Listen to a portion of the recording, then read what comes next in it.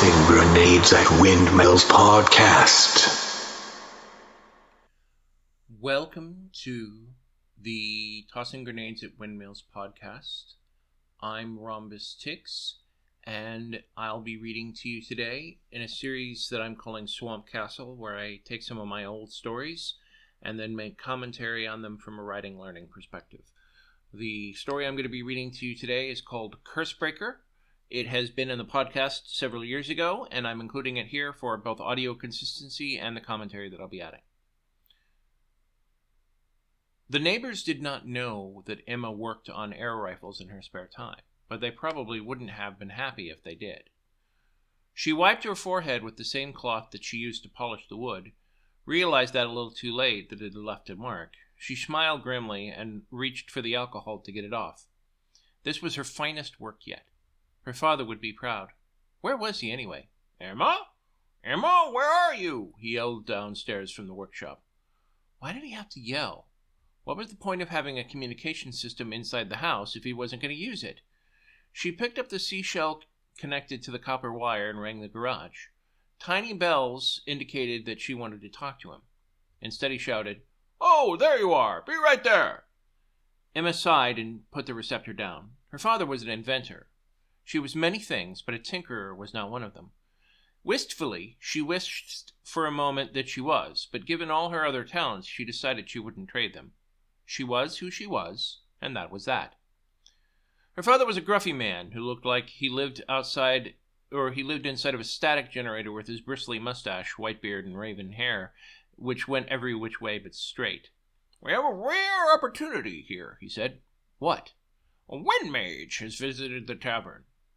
And wind mages were not as common as fire mages, but they weren't as rare as other kinds. 2 or 3 a year tended to wander through the town as they went from place to place. "He's a master," he said. "Oh. So let's go meet him." "Oh yes, let's." Emma hated mages. It wasn't that she didn't like magic, but mages tended to be an extremely arrogant lot. Guns had been a big help keeping some of the nastier things out there frightened and in the dark, and now they were gone. Her father had notions of changing that, but he still hadn't come close to fixing some of the bigger problems. But she had to admit, there was a certain appropriate justice to the solution, fixing one magic problem with another magic solution. The two of them left the house and moved down towards the bar.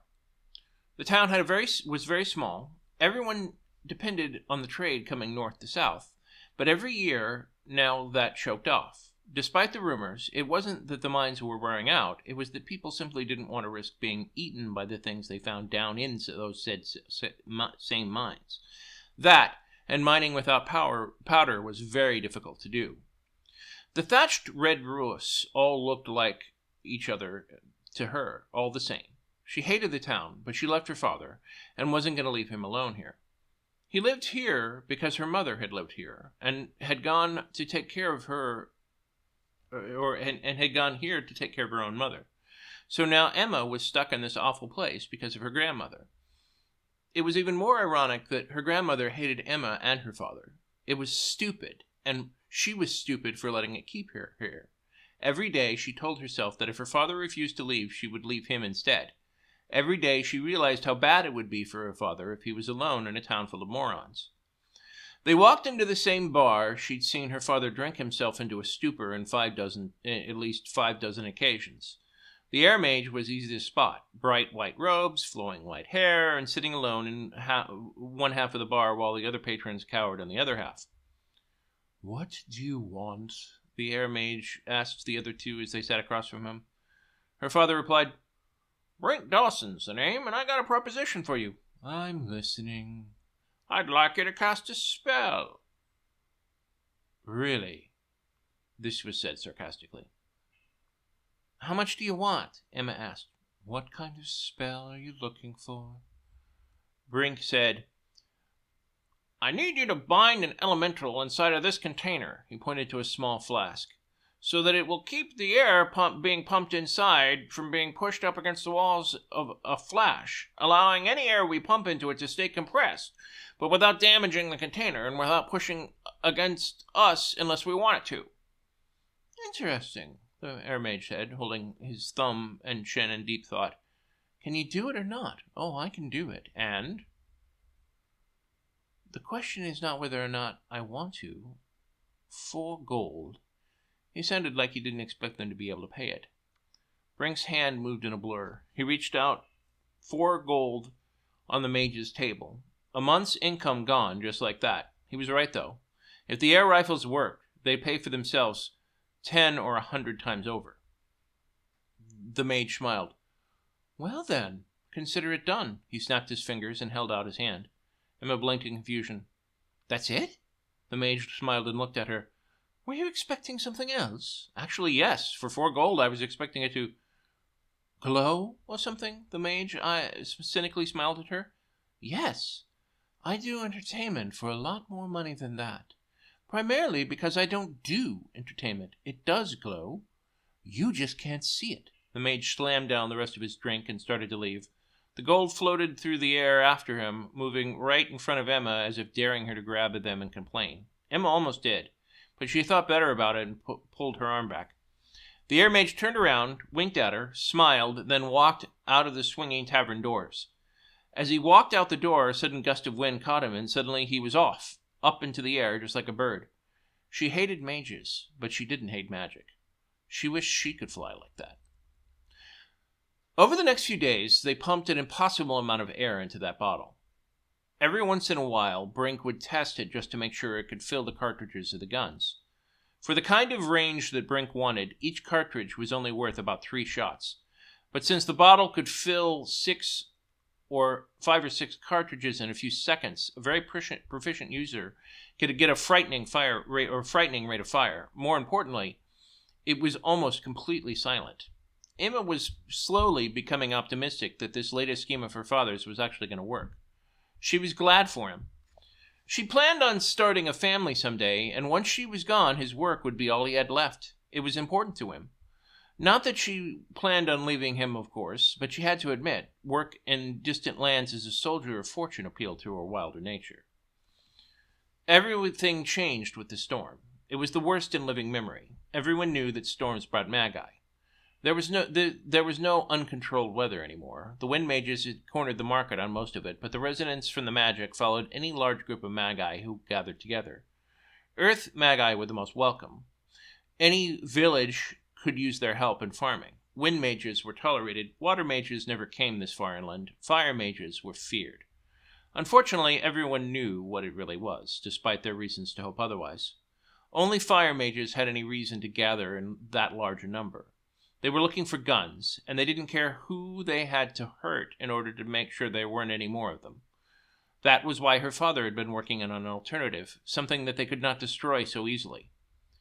The heat began to go up. It was early spring, but it felt like the depths of summer. No one opened their doors. They didn't want to risk getting into trouble. Emma couldn't blame them. They didn't leave like they usually would have.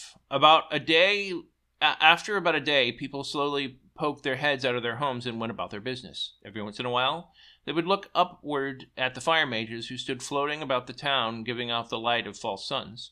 No one talked about them.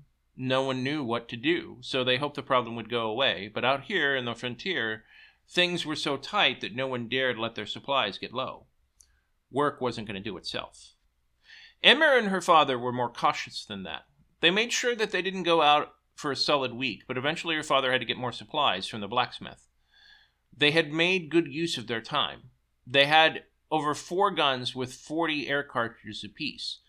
They would find a fair price to get the right buyer. Time went by fast when she had something to do, and working the forge took all of her attention. So it was dark by the time she looked up and realized that an abnormally long time had passed before her father had returned. Dad? She called to the next room and pulled a rag off a nearby hook to wipe her hands. She had hoped that maybe somehow he had simply snuck by her while she was engrossed in her work. No such luck. A quick search of the house revealed that he was nowhere to be found. Fear balled up in a knot in her stomach.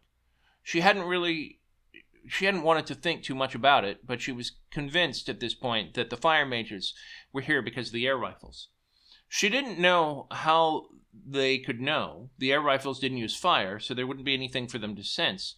But then she wasn't a mage. She very slowly opened the blinds to the second-story window and looked up.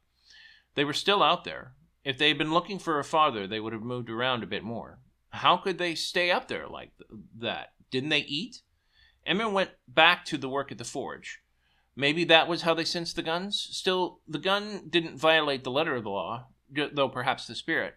Fire mages didn't like guns. Guns could kill mages. Then again, maybe if they hadn't been stupid enough to invent them in the first place, everyone would have been better off. Now the world was a mess because of it. She could stand it no more. Work on the rifles was not enough to distract her, and now all of the guilt that she had been there was compounding interest flooded into her soul. She walked outside and down the warped wooden steps towards the edge of the building. She knew that the tavern was the first place they should look. Though she did not look up, she could feel the eyes of the fire mage staring at her.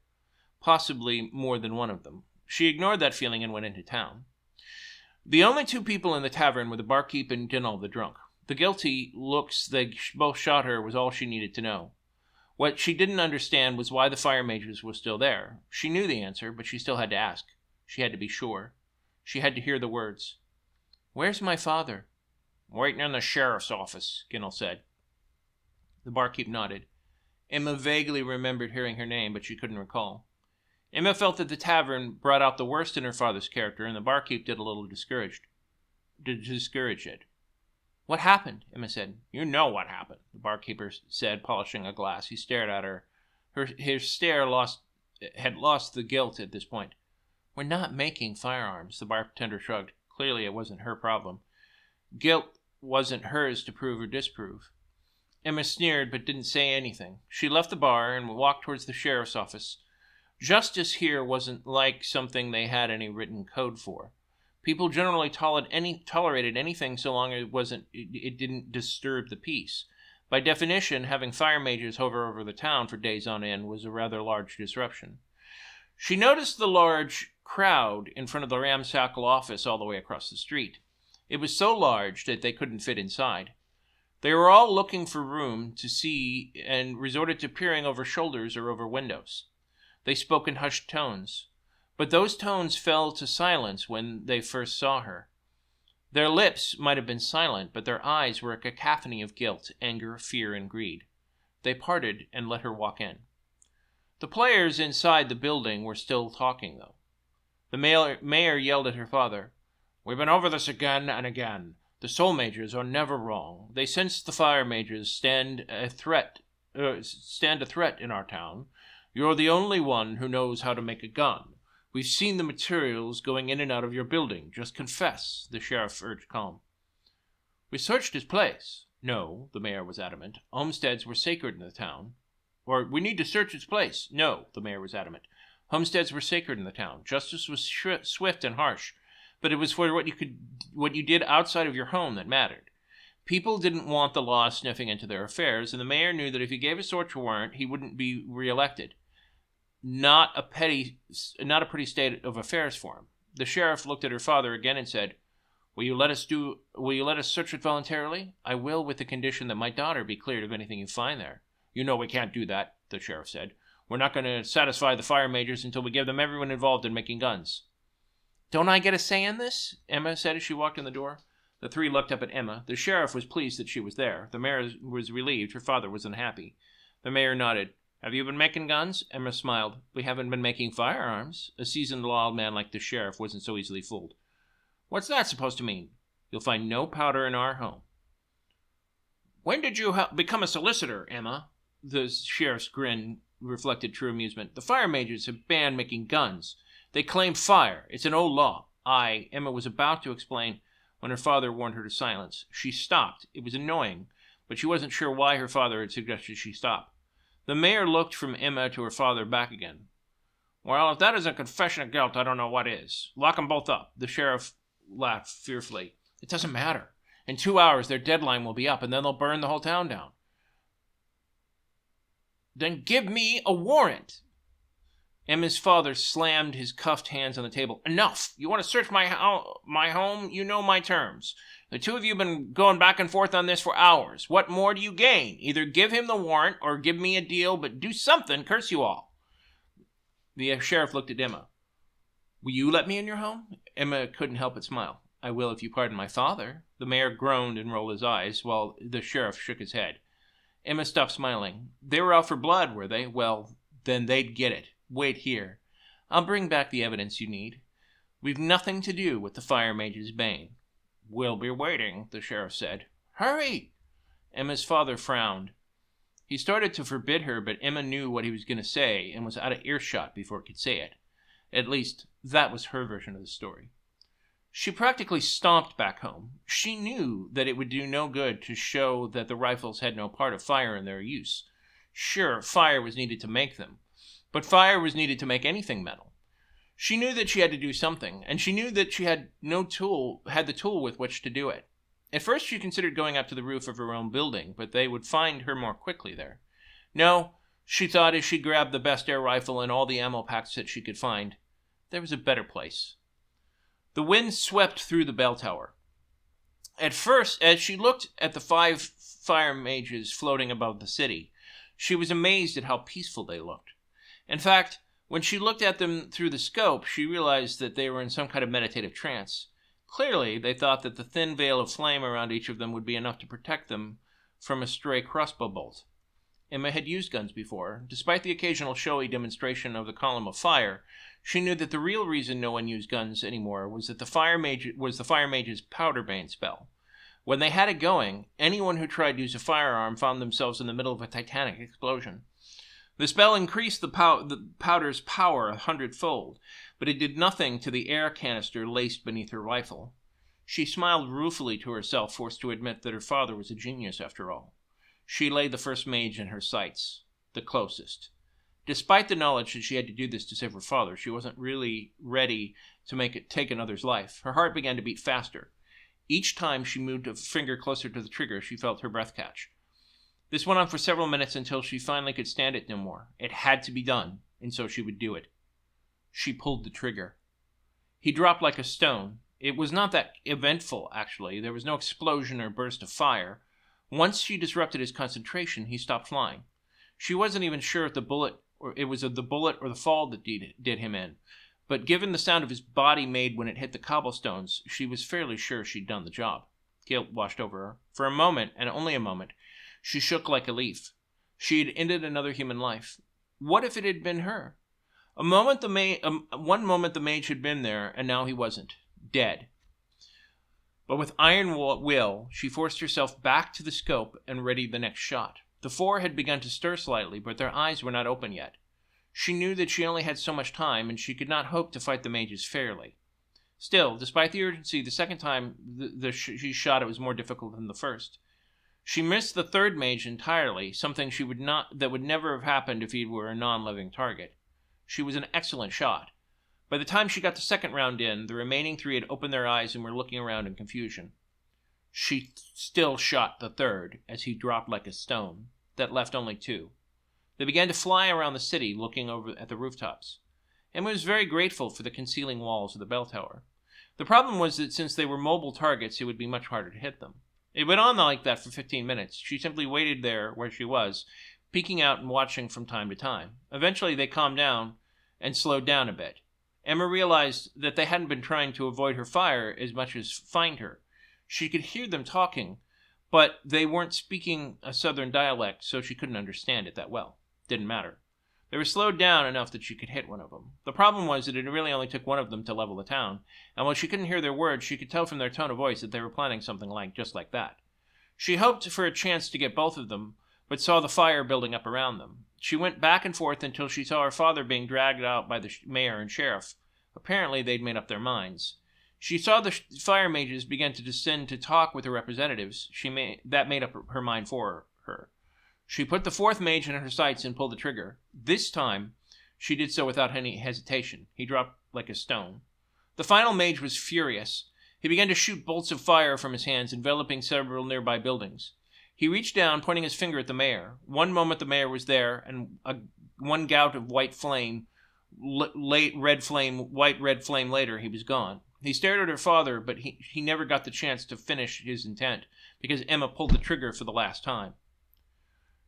She waited a good while to see what they were going to do, if they were going to manhandle her father, but people had calmed down once the storm began to dissipate. The winds died down, and the sun began to shine once again. Her father obviously knew what had happened, but no one else did. For now, the problem was solved, and that was all they cared about. She waited until he was safely back inside the house before coming back down from the bell tower. As she waited back to meet her father, she thought about the future. Things were different now. They would have to leave here, that much was certain. But if they could make enough of these, it might turn the tide against the fire mages permanently. If only they didn't have to depend on air mages to make it work. She could live with that if she had to. She walked up the stairs, and her father burst out of the door and crushed her into his chest. She felt his warmth and love towards him that she'd never felt before. She did not delight in killing, but she could no longer feel any remorse at having taken it. She'd made the right decision, and now she would have to live with it. So I'm going to rate this story a solid B+. It's not quite an A. It's not, when I compare it to Mr. Hamburger or Waiting for the Monsters to Die, it doesn't really stand out. It's a solid, I'm going to call it a draft horse story. It has a lot of things going right for it. It has solid characterization. It has a very clear idea.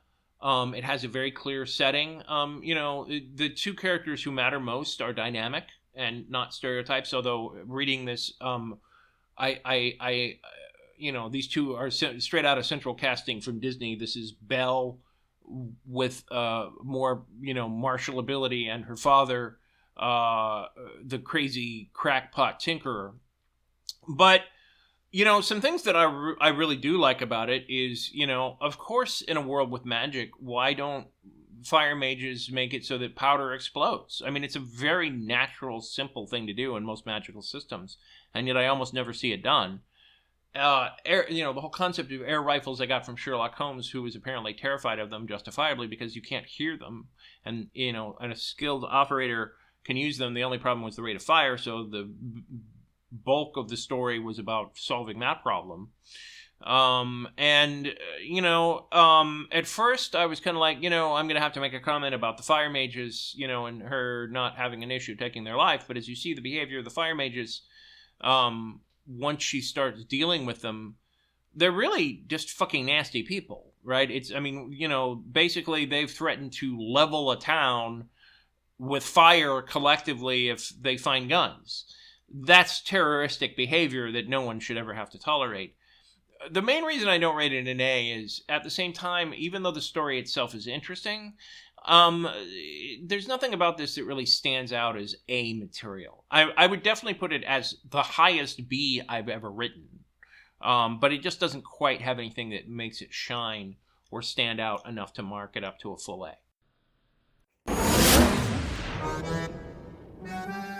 This has been the Tossing Grenades at Windmills podcast. Buy my book, Have Name Will Travel, at Amazon and other markets. RedAnvilCreative.com contains all our podcasts. Copyright 2022!